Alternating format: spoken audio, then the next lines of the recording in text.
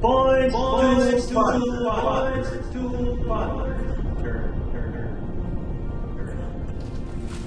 A bread to a hungry soul. A roadmap to a lost traveler. Boys to fun.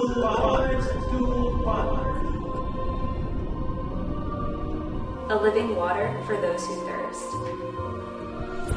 A clanging cymbal to those who slumber. A guide reflection for the Sunday Gospel. Boys to fun.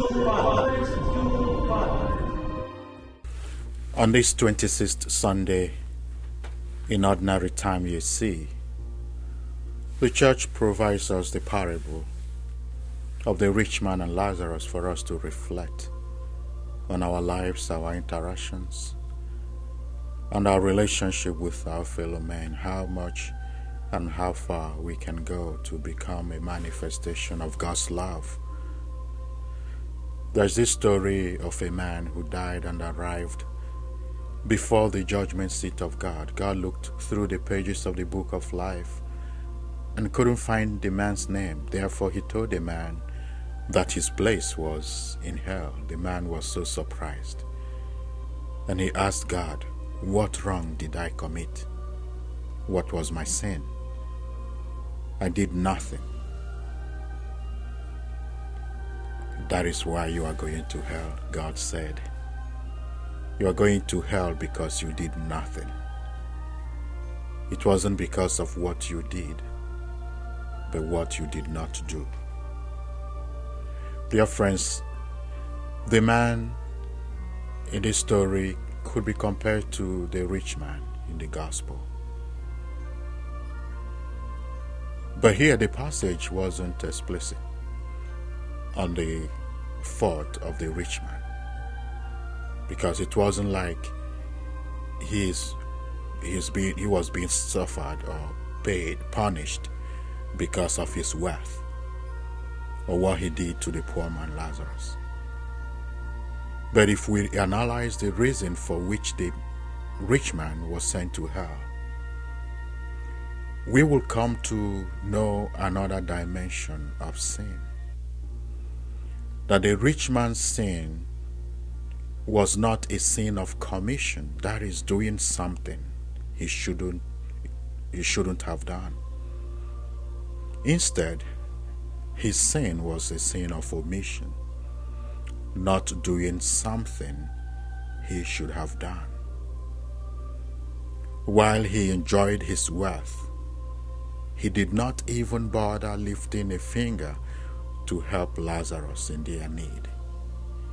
He couldn't even take notice of the man at his gate.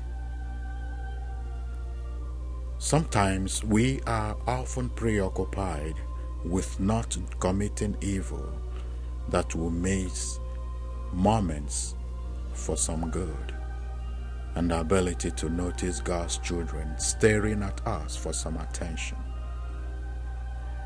Sometimes God's creatures come to our gate, to the gates of our hearts, to the gates of our eyes, but we fail to notice them because we are so preoccupied with ourselves. We are so obsessed with what we got, with our comfort, and then we fail to do something for those people. In the book of Amos, we see the prophet denouncing both private and public sins. We all have our different and specialized vocations. Vocation to single life, vocation as a priest, as a deacon, as a family man, a married man, a married woman, as a child. But the vocation to do God's will, to love Him with all our heart, in His creatures, in our brothers and sisters, is not a technical vocation for saints, monks, mystics, or the clergy.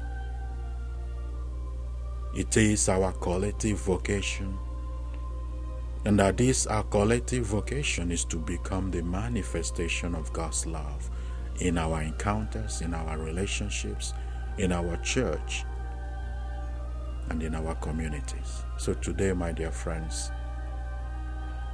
it is so easy to avoid, but it takes courage to do something in line with God's will and our ability to manifest His love for His children.